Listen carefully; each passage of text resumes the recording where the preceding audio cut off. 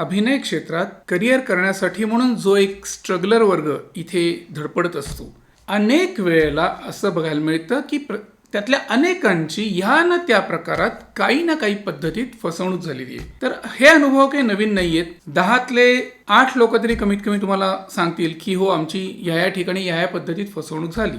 मग इथे अशा फसवणुका होणे हा अनुभव इतका कॉमन असेल तर तो अवॉइड करता येणार नाही का? का तरी सुद्धा वेगवेगळ्या प्रकारात वेगवेगळे बकरे ह्या फसवणूक करणाऱ्यांच्या तावडीत सापडत राहतात. इथे येणाऱ्या 100 पैकी 95 मुलं ही कुठलाही अभ्यास न करता रॅट रेसमध्ये सामील होतात.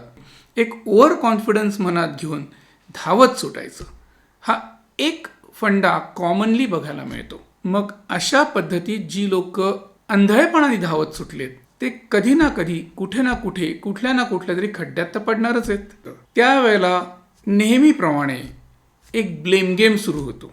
आपल्याला जर एखाद्या गोष्टीत फेल्युअर आलं किंवा आपल्याला जर एखादी गोष्ट करायला जमली नाही तर त्याचं खापर हे समोरच्या कुठल्याही व्यक्तीवर किंवा परिस्थितीवर फोडून मोकळं व्हायचं. मला काही माहिती नव्हतं, त्यांनी ते सांगितलं ते मी केलं. मला कुठं काय माहिती होतं, त्यांनी मला जसं सांगितलं तसं मी वागलो. ह्याच्यावर आणि त्याच्यावर ठपके ठेवून दिले की विषय सोपे होतात. मी योग्य आहे हा जो काय एक आविर्भाव असतो ना, ह्यामुळेच खरं सांगायचं तर टोप्या पडत राहतात. सगळ्यात महत्त्वाचं काय तर इथे येऊ इच्छिणाऱ्या प्रत्येकाने पहिलं तर ब्लेम गेम खेळणं सोडून दिलं पाहिजे. निर्णय तुझे तर परिणामही तुझेच. यानुसार तू जे निर्णय घेतलेस त्याचे परिणाम हे तुझे आहेत आणि ते तू स्वीकार. दुसऱ्याला दोष देऊ नको. तू निर्णय घेताना 10 वेळा विचार केला होतास का की मी हे का करतोय? जे मी कायम सांगतो की प्रश्न विचारायला शिका स्वतःला. का मी हे का करू? ह्या काची उत्तरं तुम्ही शोधलीत, ह्या का प्रश्नाकडे तुम्ही गांभीर्याने बघितलं तर बरीचशी उत्तरं तुम्हाला विनासायास मिळतील आणि तुमची फसवणूक बऱ्याचशा अंशी टळू शकते. मीच का येऊ? ह्याच क्षेत्रात का येऊ? माझे प्लस पॉईंट्स काय आहेत? माझे मायनस पॉईंट्स काय आहेत?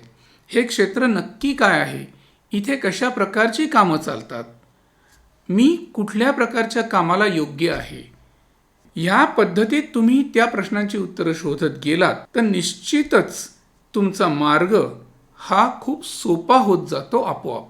तुम्ही नीट अभ्यास करून इथं आलात तर तुमचा प्रवास हा खूप कमी धोक्याचा होऊ शकतो आणि त्याला आपण म्हणू to make a smart career.